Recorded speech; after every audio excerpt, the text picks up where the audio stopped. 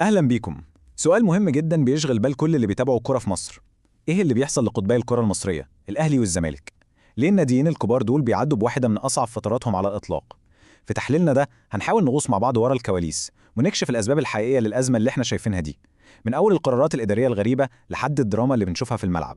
شوفوا، اللي بيحصل في الملعب دلوقتي ما بقاش هو القصة الكاملة. ده بقى مجرد عرض لأزمة أكبر وأعمق بكتير. الأداء الباهت والنتائج المحبطة دي مش صدفة أو سوء حظ، لأ، دي أعراض واضحة بتقول إن في مشاكل إدارية وفنية كبيرة بتهز استقرار الناديين من جذورهم. أصعب 7 دقايق في التاريخ. تخيلوا إن ده كان وصف ماتش للزمالك كان على وشك يودعه بره البطولة.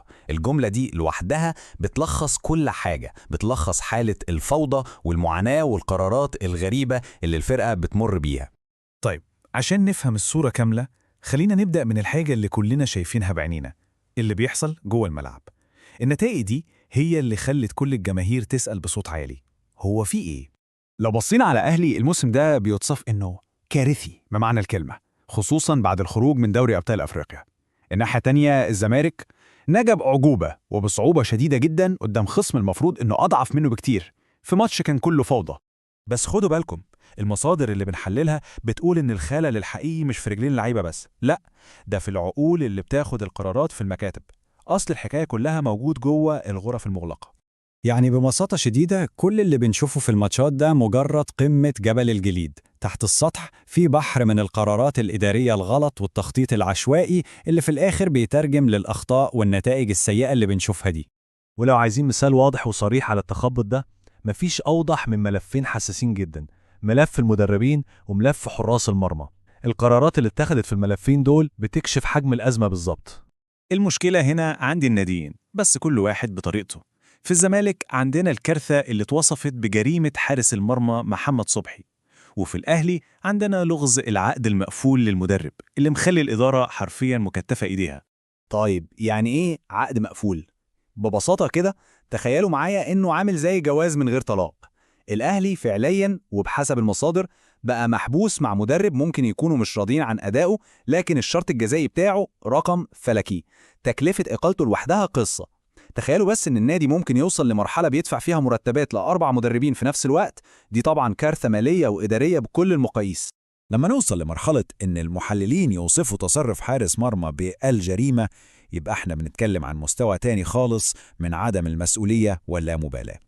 الخطأ ده ما كانش مجرد خطأ فني، لا، ده كان دليل على غياب كامل للانضباط، وكاد أن يطيح بالفريق كله من بطولة مهمة. المشاكل مش واقفة عند المراكز الفردية وبس. المصادر بتقول إن سياسات التعاقدات في الناديين نفسها فتحت باب لمشاكل داخلية وضغط مالي كبير جداً. وهنا بقى بندخل لمنطقة خطيرة قوي اسمها صفقات الكيد. يعني إيه؟ يعني أنا مش بجيب لاعب عشان الفريق محتاجه فنياً، لا، أنا بجيبه عشان أغيظ المنافس بتاعي وأحرقه، حتى لو هضطر أدفع ملايين في لاعب أنا مش محتاجه أصلاً. ده حرفياً حرق فلوس وتدمير مباشر لاستقرار أوضة اللبس. والدايرة دي بتلف عشان تدمر كل حاجة. بتبدأ من ضغط الجماهير على السوشيال ميديا، فالإدارة عشان ترضيهم وترد على المنافس بتعمل صفقة ضخمة. الصفقة دي بتخلق فوارق مرعبة في المرتبات بين اللعيبة، وده طبعا بيولع الدنيا في أوضة اللبس، والنتيجة النهائية أداء أسوأ بكتير في الملعب. التأثير المباشر على أوضة اللبس كان مدمر. تخيلوا لاعب بياخد 100 مليون جنيه وزميله في نفس الفريق بياخد 10. المصادر بتأكد إن الفروقات دي مع التساهل في الانضباط مع نجوم معينين خربت أوضة اللبس ودمرت روح الفريق تماماً. 6 مليون دولار، أيوة، الرقم ده مش قليل. دي الخسارة المالية التقريبية اللي خسرها الأهلي لما خرج بدري من دوري أبطال أفريقيا. هنا بقى بنشوف إن المشاكل الداخلية والتخبط الإداري مش مجرد كلام، لأ، دي بتترجم لخسائر مالية ضخمة ومؤلمة جدا. طيب، في ظل كل المشاكل دي الإدارية والمالية والفنية، السؤال الطبيعي هو: يا ترى المستقبل شايل إيه للناديين الكبار دول؟ رايحين على فين؟ المصيبة الحقيقية إننا بقينا عايشين في عالمين منفصلين، عالم البيانات الرسمية اللي بتطلع عشان تنيم الجماهير وتشتت انتباههم، وعالم الواقع اللي فيه الفريق بيغرق في مشاكل عميقة، والفجوة اللي بين الاتنين دول بتوسع كل يوم. وهنا بيظهر دور السوشيال ميديا والجماهير. ضغطهم الجبار هو اللي بيحرك الإدارات، والمفارقة الغريبة إن نفس الضغط اللي بيطالب بالبطولات والنجاح هو اللي بيجبر الإدارات على صفقات الكيد وردود الفعل السريعة اللي بتدمر الفريق من جوه على المدى الطويل.